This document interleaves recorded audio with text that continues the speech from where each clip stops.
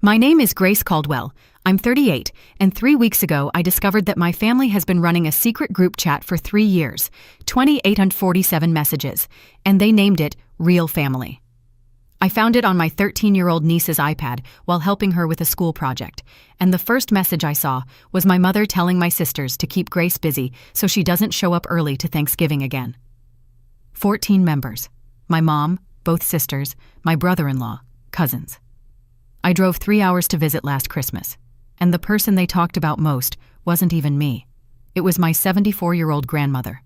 I took one screenshot, sent it to one person, and that Thanksgiving dinner changed everything. Before I take you back to the moment I saw that notification, please take a moment to like and subscribe.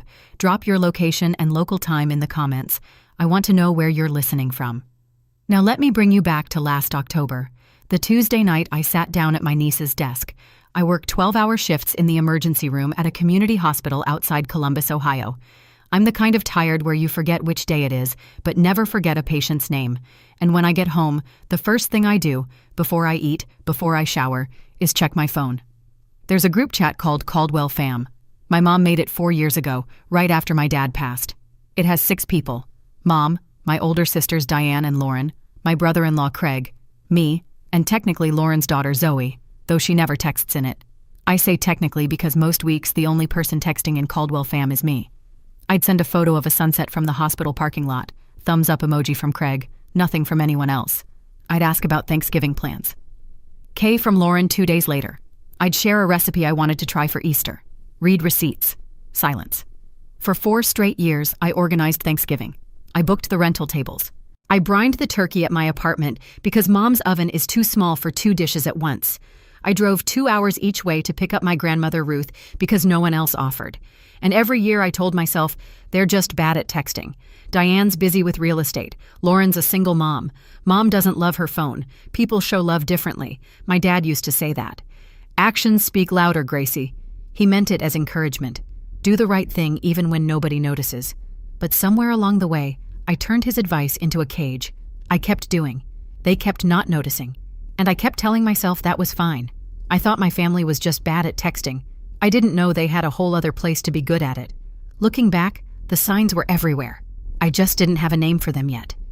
2 summers ago, my nephew Tyler graduated 8th grade. Diane texted me in Caldwell Fam. Ceremony starts at 2 o'clock. I left work early, picked up a card with $40 inside. One for every month of the school year, a thing my dad used to do. I drove 45 minutes to the middle school, parked at 1:45, walked to the auditorium in heels I never wear. The parking lot was almost empty. A janitor was folding chairs on the front lawn. The ceremony had started at 12:30. I sat in my car for 20 minutes holding that card. When I texted Diane, she wrote back, "Oh no, they changed it last minute, sorry." Then there was Grandma Ruth's birthday last October. I baked a lemon cake, her favorite, and drove 2 hours to the VFW hall where we always celebrate. I walked in at 4 o'clock carrying that cake on a sheet pan, and the room was empty. Chairs stacked, lights half off. A bartender wiping down the counter looked at me and said, "Party ended about an hour ago, hun." Diane answered my call on the 3rd ring. "We moved it up. Didn't you get the text?" I checked every thread on my phone. Caldwell Fam, my texts with Diane, my texts with Mom. Nothing. "Must have gotten lost," Diane said. "You know how group chats are." I drove 2 hours home with a lemon cake on my passenger seat and told myself it was a glitch. Technology. Bad signal. I told myself the thing my dad always said, don't assume the worst about people who share your blood. I later learned the text Diane mentioned was sent to a chat I wasn't in. Every Sunday, no matter what shift I've pulled, I call my grandmother Ruth. She's 74, lives alone in a 2-bedroom house in a small town 2 hours east of Columbus, the same house where she and my grandfather ran a grocery store for 30 years. Grandpa Harold died when I was 19. Grandma Ruth kept the store open another 5 years by herself before she finally sold it. She's the only person in my family who asks me about my day like she actually wants the answer. "How was your shift, honey?" she'll say, and then she'll listen. Not the polite kind of listening where someone waits for their turn to talk, the real kind, where you can hear the other person lean forward in their chair. She tells me stories about the store, how she survived the ice storm of '94 by selling candles at cost and letting neighbors charge groceries on credit, how Grandpa Harold handled a supplier who tried to short them on flour. Nobody ever told me what I couldn't handle, she says. And it's not bragging. It's just fact. A few weeks before I found the group chat, Ruth told me something that didn't register at the time. Your mother keeps changing plans on me last minute, she said. I showed up to Easter with deviled eggs and everyone had already eaten. I said something useless like, "That's frustrating, Grandma." It's more than frustrating, Grace. It's a pattern. She was right. It was a pattern. The same pattern I was living inside without seeing it. Because when you're standing in the middle of a maze, all you see are walls. Ruth was standing just outside it, watching both of us get turned around by the same people. I just hadn't connected the dots yet. It was a Tuesday in October. Lauren asked if I could help Zoe with her science project, something about soil erosion and plant roots. Lauren had a gym class at 7 o'clock. I said sure. Zoe's 13. Quiet. Keeps her hair in a braid and her opinions to herself, which in this family is either wisdom or survival. We spread poster board across her desk, and she opened her iPad to look up an image of root systems. That's when the notification slid down from the top of the screen. Real family. Diane. Don't forget, everyone bring $40 for Mom's gift, not Grace. I read it twice. The words didn't change. Real family. 14 names in a gray banner I'd never seen before, and 2 words at the end, capitalized like a rule. Not Grace. Zoe saw my face before I could fix it. Her eyes went wide and she reached for the iPad. Aunt Grace, that's not... It's okay, Zoe. I kept my voice the way I keep it in the ER when a patient's vitals drop. Steady, low, useful. Go get your poster board from the living room. She left. I looked at that notification for 10 seconds, maybe less. I didn't open the iPad. I didn't unlock it. I didn't scroll through 3 years of whatever they'd been saying about me in a chat named for the family they decided I wasn't part of. I took one photo of the locked screen, just the notification. Then I set the iPad back exactly where it was, screen down, and finished helping Zoe glue her root diagrams onto the board. 1 notification, 14 names, and a rule I'd been living under for 3 years without knowing it existed. Not Grace. I sat in my car in Lauren's driveway for 20 minutes before I could drive. The engine was running, the heater was on, my hands were on the wheel at 10 and 2, the way my dad taught me when I was 16, and I was staring at a crepe myrtle tree that had lost half its leaves. I opened Caldwell Fam on my phone, the group with me in it. I scrolled back 3 months and counted 47 messages. 31 of them were mine. The rest were reactions. Thumbs up, okay, a sounds good from Craig that autocorrect probably wrote for him. Not a single real conversation. Not a single plan that actually matched what happened. Every time I'd asked, what time is the cookout? Or, should I bring anything for Easter? The answers were either late or wrong. 3 o'clock when the real time was 1 o'clock. Just bring dessert, when everyone else had divided the menu in a chat I couldn't see. Caldwell Fam wasn't a family group chat. It was a waiting room, a decoy. The fluorescent lit lobby where you sit and fill out forms while the actual decisions happen behind a closed door. And then something else hit me. I scrolled through Caldwell Fam's member list. Mom, Diane, Lauren, Craig, Zoe, me. 6 people. Grandma Ruth wasn't in it. I'd asked Mom about that once, maybe a year ago.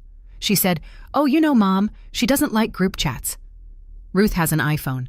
Her granddaughter set it up for her. She texts me every Sunday without fail. She sends me photos of her garden with captions like, "The tomatoes are winning." Ruth doesn't dislike group chats. Ruth was never invited to one. I pulled out of Lauren's driveway and drove home in silence. By midnight, I was sitting at my kitchen table with a glass of water I hadn't touched, thinking about the house. My dad's house. A 3-bedroom ranch on a half-acre lot in Millfield, 40 minutes south of Columbus. White siding, green shutters, a garage he converted into a wood shop the year I was born. He died 5 years ago, heart attack at 61, mid-sentence, telling my mom about a bird feeder he wanted to build. The house went to Mom and the 3 of us, equal shares. Grandma Ruth's name was on the deed from when she and Grandpa Harold helped Dad with the down payment in 1989. 6 months before I found the group chat, Diane had called me out of nowhere. "Have you thought about signing over your share of Dad's house?" she asked. "It's just sitting there. Taxes, insurance, it adds up." "I'm not signing anything," I said. "That house is all I have left of him." Diane's voice shifted, not angry, calculated. "Fine, just thought I'd ask." At the time, I thought it was a casual inquiry. Diane handles real estate. Maybe she was just being practical. Now, at midnight, staring at a screenshot on my phone, I understood. That call wasn't casual. It was coordinated. The question had been workshopped in a chat I wasn't in, and when I said no, they moved to the next step without telling me. I opened Zillow on my laptop. The houses on Dad's street were selling for $26,000 to $31,000. Our house, with the half-acre and the updated kitchen Mom put in before Dad died, maybe $28,000. My share, roughly $93,000. I didn't know it then, but 3 weeks later, I'd learned they'd already contacted a realtor, without telling me. Without telling Grandma Ruth, whose name was still on the deed. I lay in bed that night and ran the math the way I run triage. If I stay quiet, I keep showing up to events 2 hours late with food nobody asked for. I keep building holidays for people who plan them without me.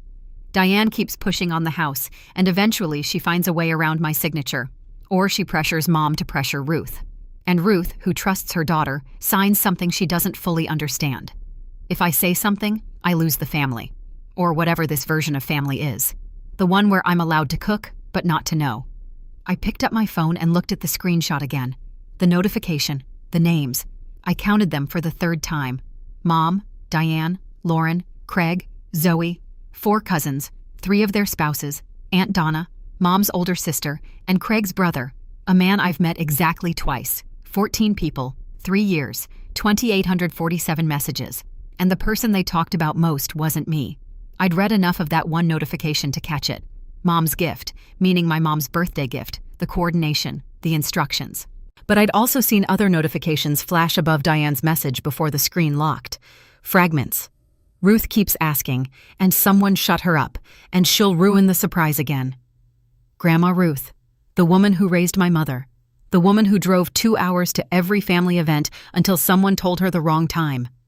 They weren't just excluding me. They were managing her. I didn't send that screenshot to my mother. I didn't send it to Diane.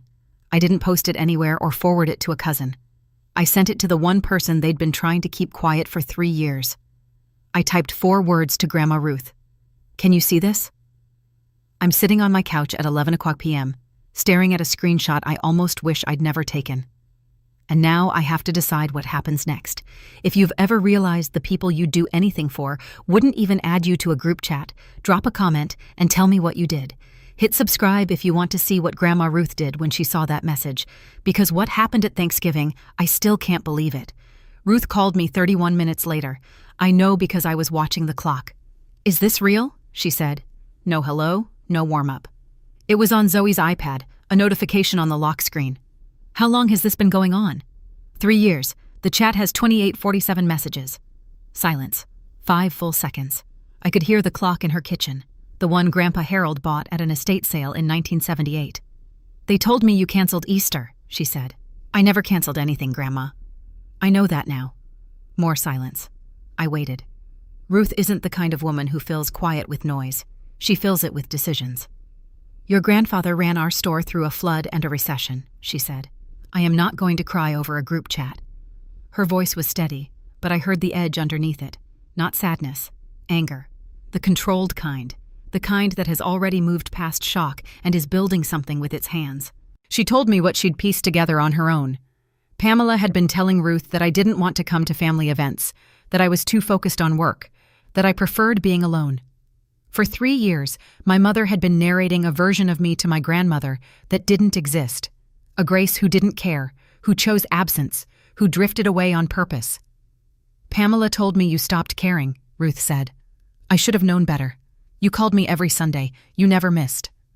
I pressed my palm flat against my kitchen counter and held my breath for 3 seconds, the way I do when a patient codes and I need my hands to be still.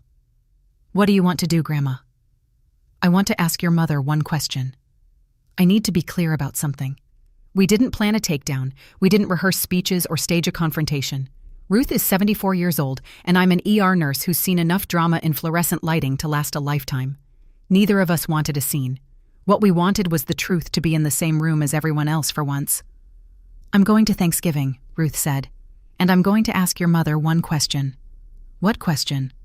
The one I should have asked 3 years ago. She didn't tell me what it was. I didn't push. We talked for another 20 minutes, mostly about logistics. Ruth lives 2 hours east. Normally, I drive out to get her, which means I arrive whenever Diane tells me to arrive, which means late. This year, I'm driving myself, Ruth said. Grandma, it's a 2-hour drive.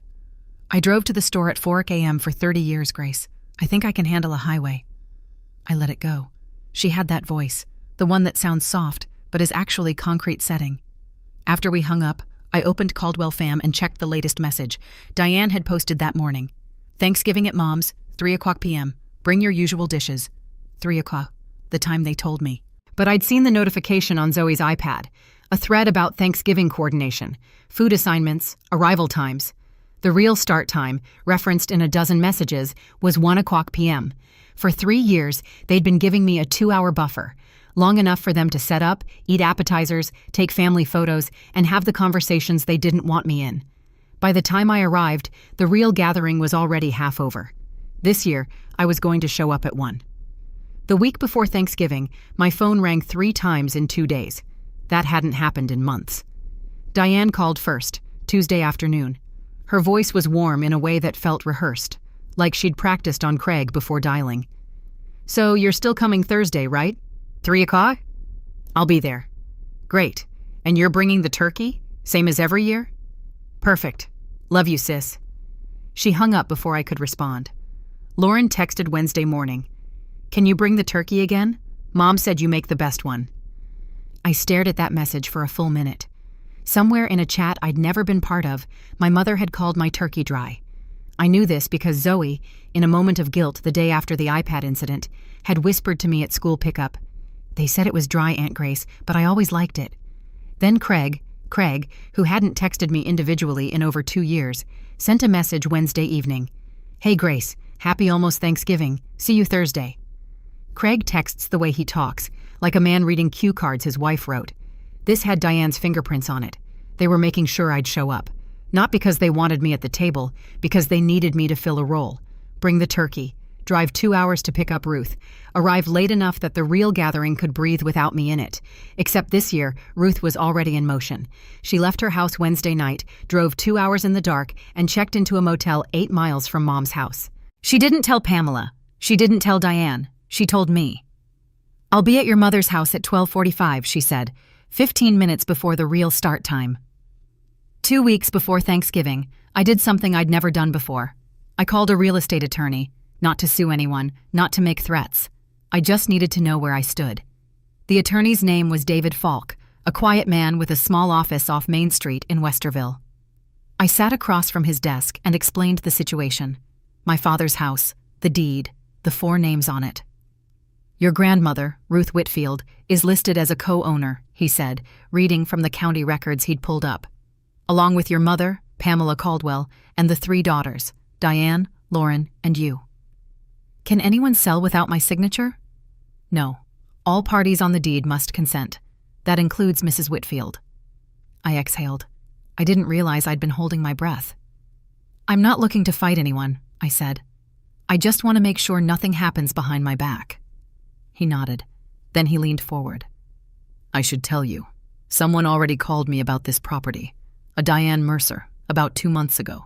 She asked about the process for listing a jointly owned home." I felt my jaw tighten. "What did you tell her?" "The same thing I told you. All parties must agree." She seemed disappointed. I thanked him, paid the consultation fee, and walked to my car. The air was cold, the kind of November cold that smells like chimney smoke and dead leaves. Diane had been 2 months ahead of me. She'd already contacted a lawyer. She'd already started the process of selling a house that belonged to 5 people, and she'd done it without telling 2 of them. I didn't hire David Falk to fight. I hired him to know exactly where I stood.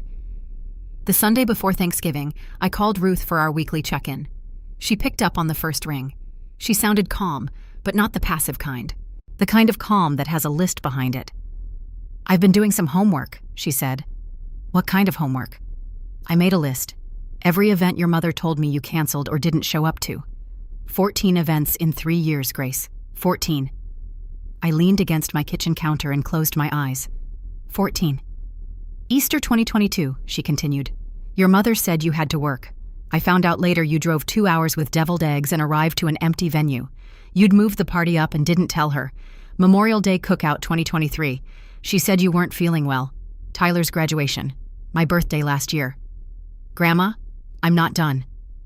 I called your cousin Mark last week. Casual, just catching up. I asked him, "Was Grace really not at Easter?"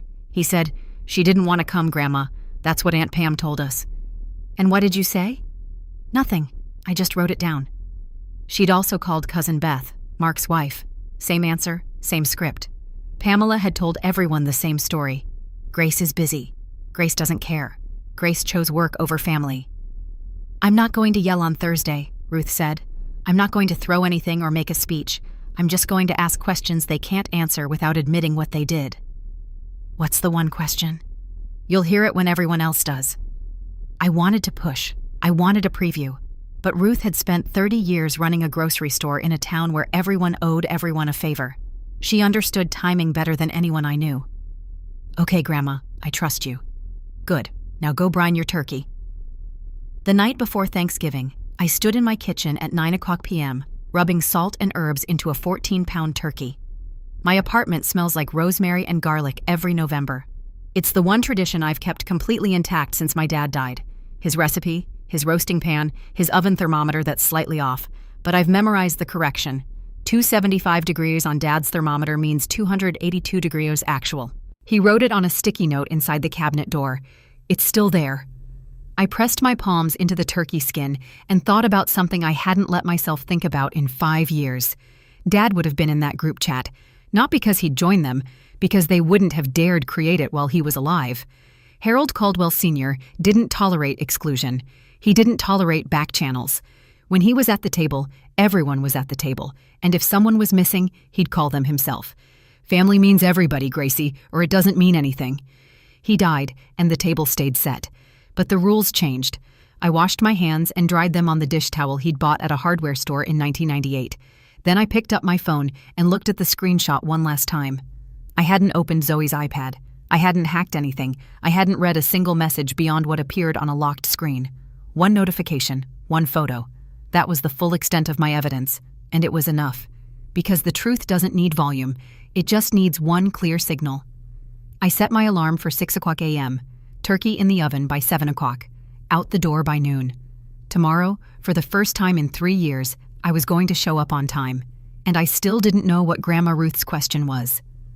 I pulled into my mother's driveway at 12:50 p.m. on Thanksgiving Day, carrying a turkey in a roasting pan covered with foil. The driveway was full.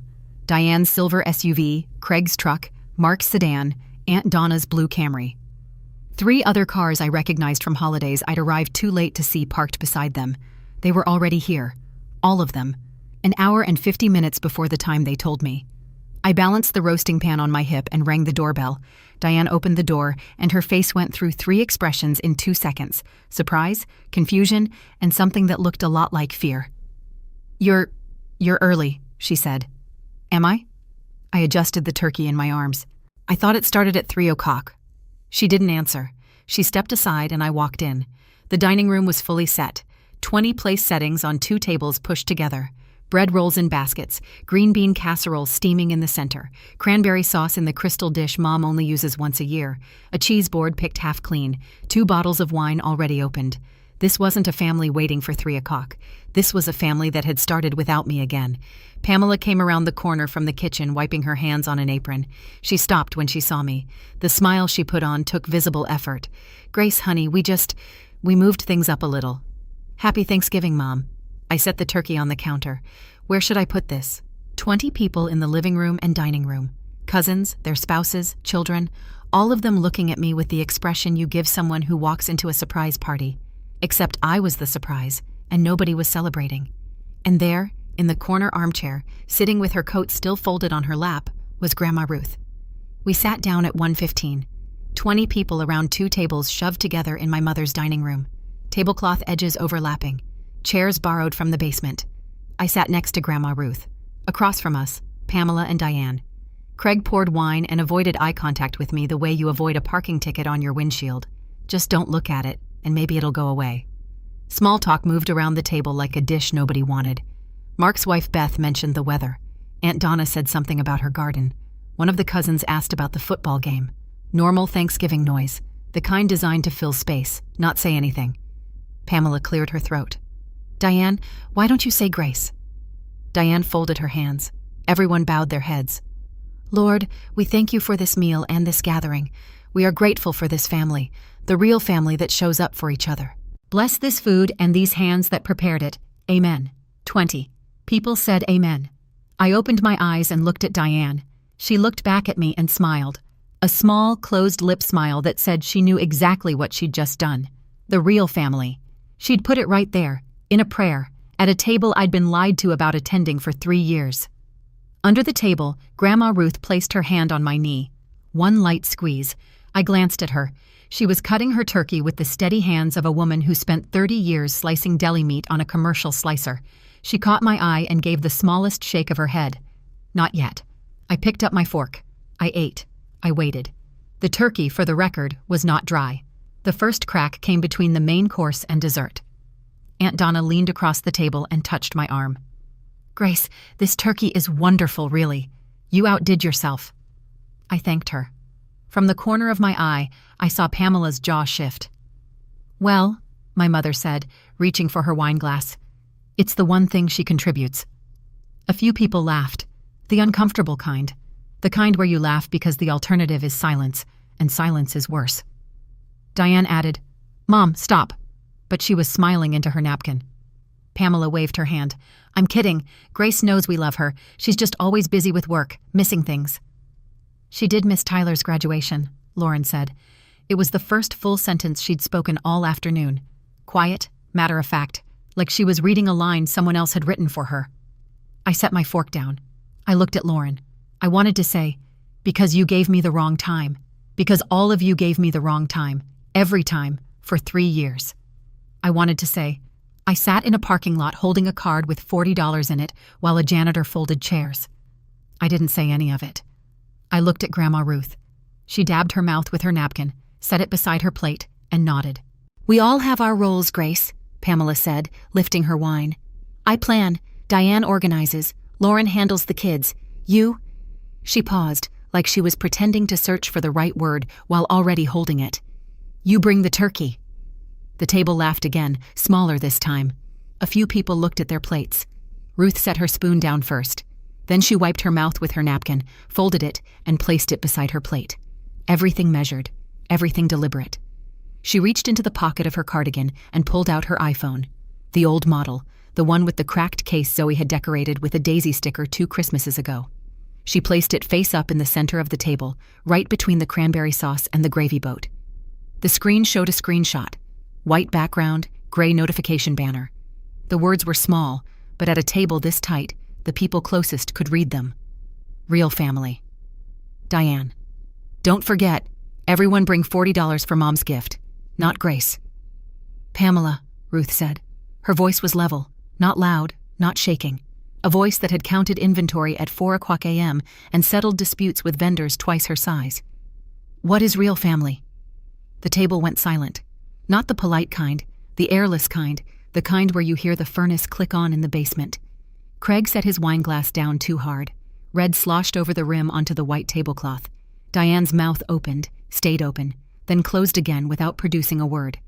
Pamela's smile was still on, but it had frozen. The way milk freezes, solid on the surface, liquid panic underneath. Mom, that's nothing. Just a planning chat for surprises and gifts. A planning chat? Ruth repeated. With 14 people, for 3 years, 2,847 messages, and my granddaughter isn't in it? Pamela's eyes cut to me, fast and sharp, like a reflex. How do you? Because I asked, Ruth said. And because someone finally told me the truth. Then she reached into her other pocket and pulled out a folded piece of notebook paper. Ruth unfolded it slowly. Her handwriting was small and precise, the handwriting of someone who spent decades writing price tags by hand. I made a list, she said.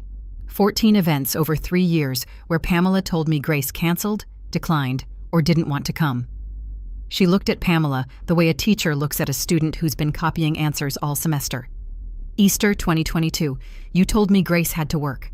Grace drove 2 hours with deviled eggs and arrived to an empty venue. You'd moved the party up and didn't tell her. Pamela shifted in her chair. Mom, that was a miscommunication. Tyler's 8th grade graduation. Ruth didn't raise her voice. She just kept reading. You told Grace the ceremony started at 2:00. It started at 12:30. She sat in the parking lot. Diane's hand went flat on the table. Grandma, this isn't the time. Diane, you named the chat.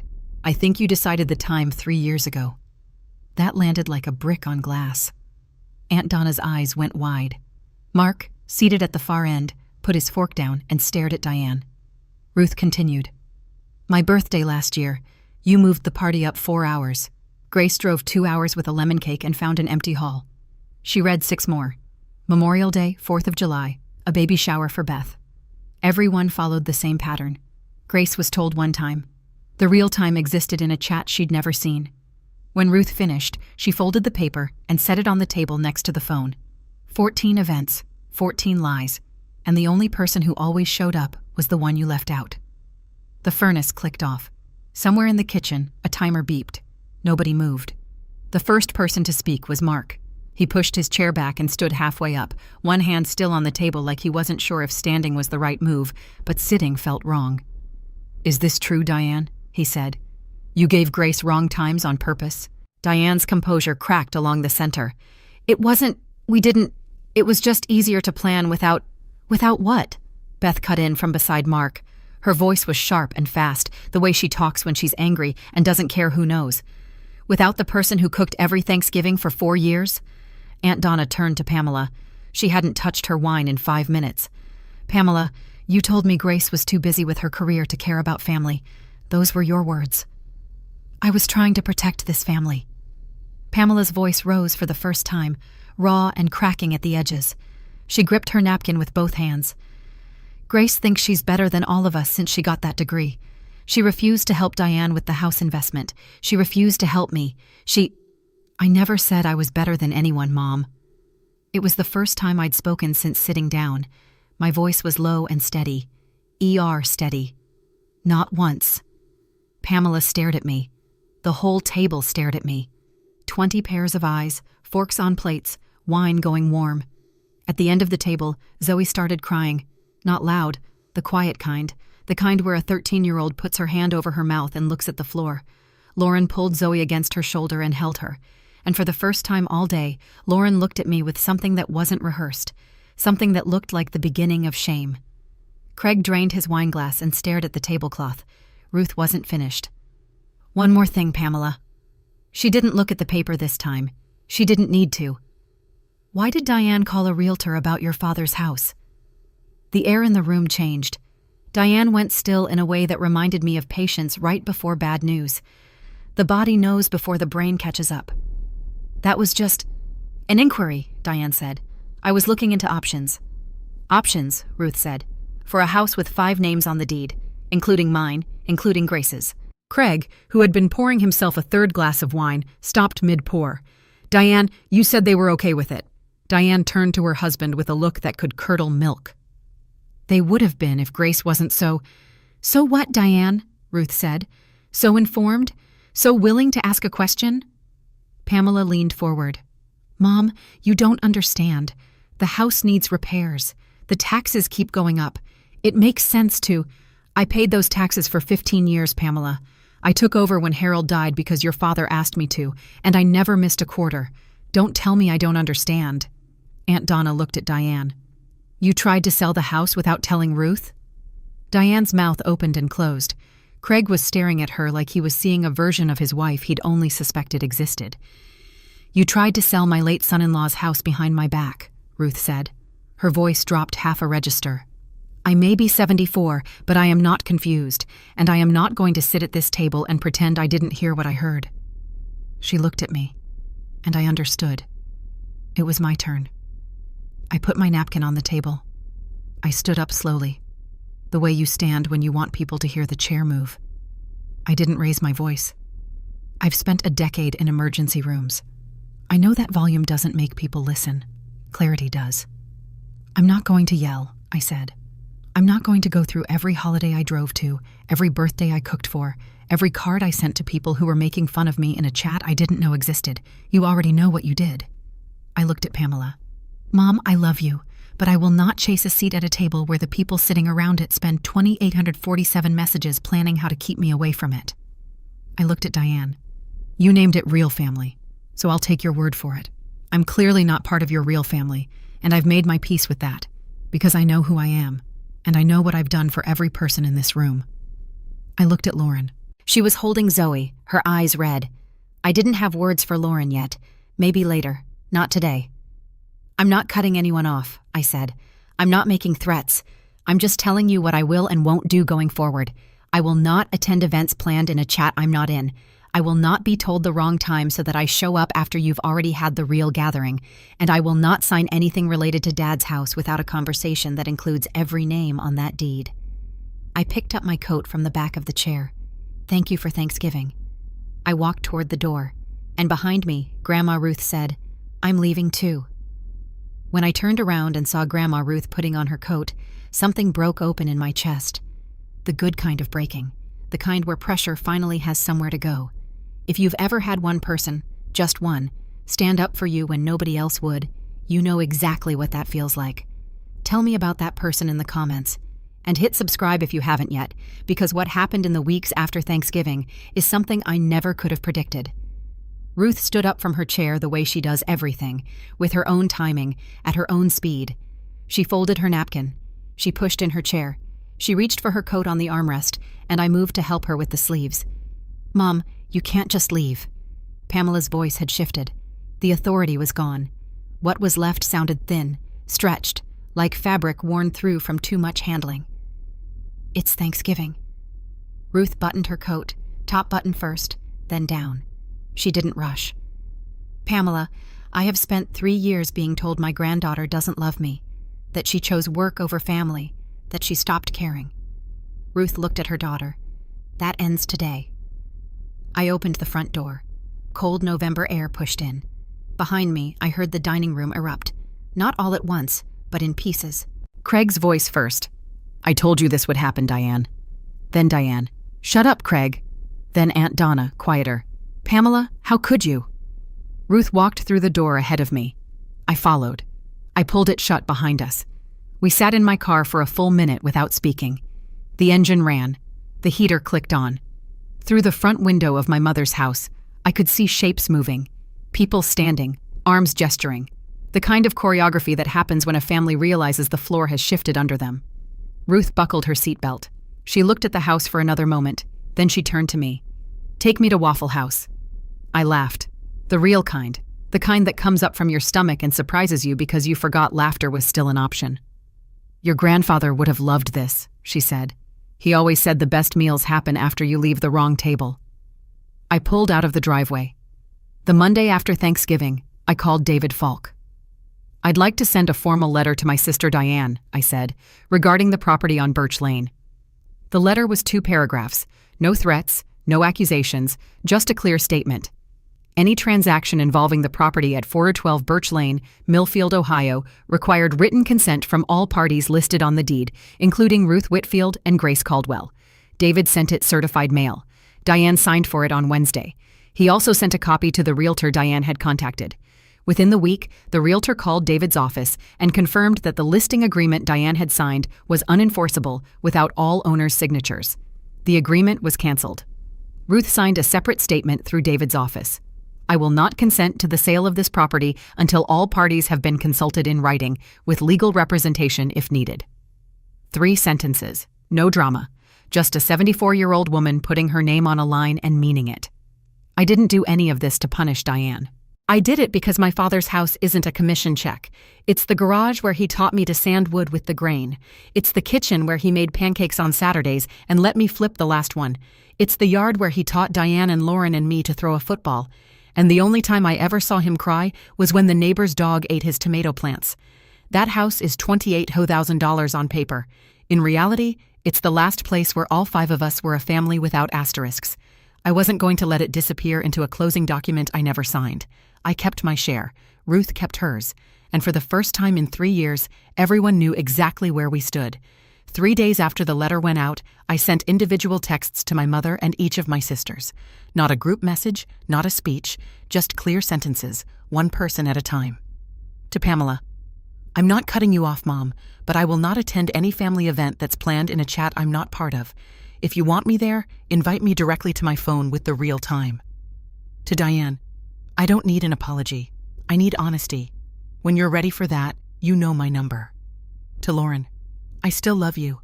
I still love Zoe. Whenever you want to talk, I'm here. I didn't block anyone. I didn't delete any numbers. I didn't post anything online or tell anyone outside the family what happened. Boundaries don't require an audience. They just require you to mean them. I did one more thing. I muted Caldwell Fam, the decoy group, the waiting room. I didn't leave it. I just stopped checking a chat that was never real to begin with. And I made a new group. 3 members, me, Grandma Ruth, and Zoe. Lauren had agreed, quietly, by text 2 days after Thanksgiving, that Zoe could stay in touch with me however she wanted. I named the group The Actual Table. Our first message was from Zoe, a photo of a root system diagram she'd gotten an A on, with a note that said, "Thanks for helping, Aunt Grace." Ruth's reply, a photo of a pie she was baking, captioned, "Practice round for Christmas." My reply, a thumbs up emoji. But this time, it meant something. It wasn't a placeholder for words I didn't have. It was a full sentence. It said, "I see you. I'm here. This is enough."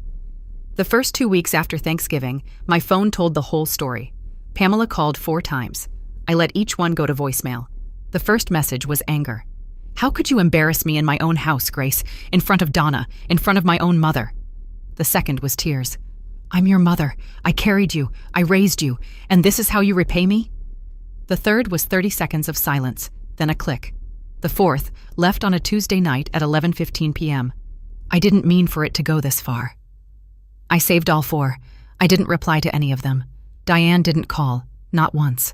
I wasn't surprised. Diane doesn't apologize. She recalculates. Lauren called on the second Sunday. Her voice was small and careful, like she was walking across ice she wasn't sure would hold. "I should have said something," she said. "In the chat all those times, I should have stood up for you." "Yes," I said. "You should have." Silence. Then, "I'm going to therapy. I started last week." "Good. I'm sorry, Grace." "I know." We didn't talk long. We didn't need to. Lauren's apology wasn't a performance. It was a first step, and first steps don't need applause. Cousin Mark called that same week. "I'm sorry, Grace. I was in that chat, and I never once stood up for you. I saw the messages. I saw the wrong times. I laughed at a few of them. That's on me." "Thank you for saying that, Mark. I mean it. I know you do." Craig sent a single text. "For what it's worth, I tried to add you once. Diane said no." I read it. I didn't reply. Some confessions arrive too late to matter and too early to forgive. In a town the size of ours, a Thanksgiving implosion doesn't stay inside the house. It walks out the front door with the guests and rides home in every car. Aunt Donna told her bridge group. Her bridge group included 2 women from Pamela's Bible study circle. By the second week of December, Pamela was fielding questions in the church fellowship hall. "Is it true you had a group chat to exclude your own daughter?" asked Margaret Hale, a woman who'd known our family for 30 years and didn't believe in asking questions gently. "It was a misunderstanding," Pamela said. Margaret looked at her the way you look at a menu with no prices, with deep suspicion and zero intention of ordering. Nobody confronted Pamela publicly. Nobody had to. The information just sat in the room like furniture, and people rearranged themselves around it. Diane felt it differently. In January, she lost 2 real estate clients in the same week. One of them was Helen Gregg, a retired school teacher who'd been friends with Grandma Ruth for 40 years. Helen didn't mention the group chat when she called to cancel her listing agreement. She just said, "I've decided to go in a different direction." But Diane knew. In a small town, a different direction is the politest version of, "I heard what you did." The second client was a young couple who pulled out of a showing after their parents, friends of Aunt Donna, mentioned the Thanksgiving incident at a holiday party. Diane didn't lose her license. She didn't lose her career. She lost something smaller but harder to replace, the assumption that she could be trusted. Lauren, meanwhile, kept going to therapy, and Zoe quietly removed herself from real family. Lauren told me she helped Zoe press the leave group button, together. I didn't go to Pamela's house for Christmas. Instead, I hosted. My apartment is small, 1 bedroom, a kitchen that fits 4 people if nobody opens the fridge, but I bought a folding table from the hardware store and set it up in the living room with a tablecloth I found at the thrift shop. White with tiny blue flowers. It looked like something Grandpa Harold would have picked. 4 guests, Grandma Ruth, Zoe, Cousin Mark, and his wife Beth. Ruth brought pie, Chess pie, Grandpa Harold's recipe written on an index card so old the ink had faded to brown. Zoe brought a craft project from school, a clay ornament shaped like a turkey that she'd painted with gold glitter. Mark brought fried chicken from the place on Route 33. Beth brought rolls and a bottle of sparkling cider. We ate on the folding table. We pulled crackers that Mark bought at a dollar store. Zoe taught Ruth how to take a selfie, and the photo came out blurred because Ruth moved at the last second, and we all laughed. It was the smallest Christmas I'd ever had. It was also the first one where nobody checked their phone to see what they were missing somewhere else. Pamela hosted Christmas at her house. 8 people came, down from 20 the year before. Diane cooked the turkey. I heard later from Mark, not from anyone who was there, that it was dry. I didn't feel smug about that. I felt a small, tired sadness, the kind you feel when something you used to love turns into something you just survived. That night, after everyone left and I was washing dishes, Lauren texted, "Merry Christmas, Grace. I miss you." I dried my hands and typed back, "Merry Christmas, Lauren. I miss you too." In February, Ruth called and said it was time. "The house needs to be sold, Grace. It's sitting empty. The pipes are aging. Nobody's living in it, and nobody's going to." She was right. Dad's house had been empty since Pamela moved into her own place 2 years after he died. It was collecting dust, collecting taxes, and collecting the weight of 5 people who couldn't agree on what to do with it. This time, we did it the right way. David Falk drew up the paperwork. All 5 parties signed. Pamela, Diane, Lauren, Ruth, and me, in the same room, at the same table, in David's office on a gray Wednesday in March, with coffee in paper cups and a notary who smelled like peppermint. Nobody yelled. Nobody cried. Pamela signed first. Diane signed without looking at me. Lauren signed and then squeezed my hand under the table, quick, light, the way you touch someone when you want them to know you're trying. The house sold for $278,000. After the realtor's fee, closing costs, and taxes, my share came to a little over $82,000. I used part of it as a down payment on a small house 4 miles from Grandma Ruth's. 2 bedrooms, a narrow porch, a yard just big enough for a garden. It needed new gutters and the kitchen floor creaked, but the bones were good. Diane used her share to cover debts from a real estate deal that had gone sideways 2 years earlier, the same deal she'd wanted Mom to borrow money from me to invest in. Pamela took the smallest share after fees. It wasn't enough to fix anything, but she signed and she showed up, and for one afternoon in a lawyer's office, she acted like the mother of 3 daughters instead of 2.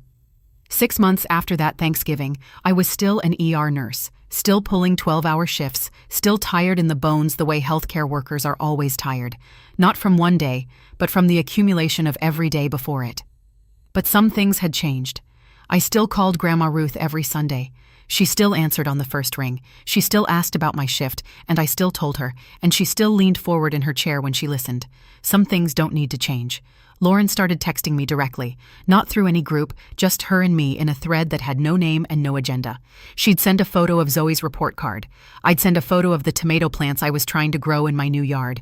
She'd say nice and mean it. I'd say thanks and mean it. And that was enough. Zoe came over on Saturdays sometimes. She'd sit on my porch and do homework while I weeded the garden. She didn't talk about the group chat. She didn't need to. We'd just be in the same space, and the quiet felt clean, not loaded. One Saturday, she looked up from her biology textbook and said, "Aunt Grace, I'm sorry I was in that chat." "You were a kid, Zoe. You didn't create it. It's not your fault." "I know, but I should have told you." "You're telling me now." She went back to her homework. I went back to my tomatoes. The sun was warm and the dirt was cool, and the distance between us and the people who hurt us felt exactly right. Close enough to heal, far enough to breathe. Pamela hasn't apologized. I've stopped expecting her to. Some apologies never come, and waiting for them is its own kind of prison. Diane sent me a long email in April, 4 paragraphs, single-spaced. I read it at my kitchen table with a cup of coffee that went cold halfway through. She explained the group chat. She explained the timing. Why they started it 3 years ago, after I refused to lend Mom money for her investment. Who suggested the name? Diane, as a joke that stuck. Why they didn't add me? It just felt easier. And why they kept lying about event times. So things would run smoother. She used the word sorry 3 times. Each time it was followed by a reason. "I'm sorry, but you have to understand." I'm sorry if it felt like exclusion, but it was really about logistics. "I'm sorry you found out the way you did." I closed the email and didn't reply. Some apologies are really just explanations wearing a nice dress. They walk in looking like accountability, but if you listen carefully, they spend the whole time talking about themselves. On Saturday mornings now, I sit on the porch of my new house, the one 4 miles from Grandma Ruth, and drink coffee without checking my phone. The porch faces east. The sun comes through the trees and slats, and the air smells like grass and the faintest edge of pine. I think about Diane's chat name sometimes. Real family. She meant it as a label, a velvet rope around the people who mattered.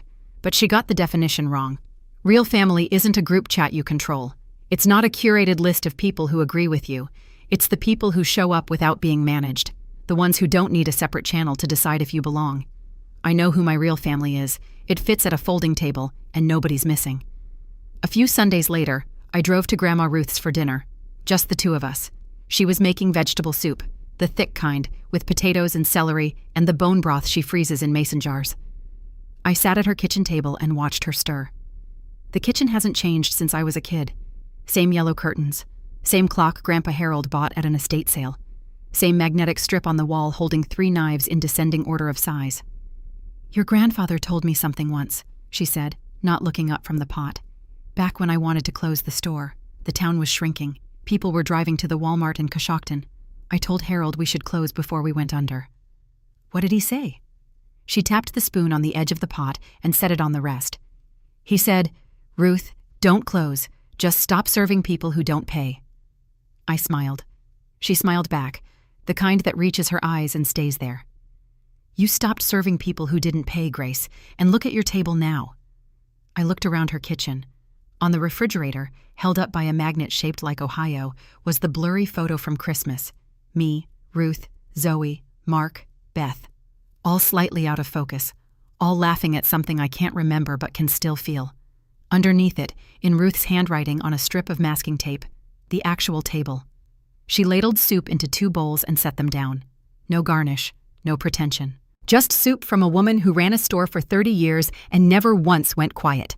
The clock ticked. The soup was perfect. Some tables are small, some tables are just right.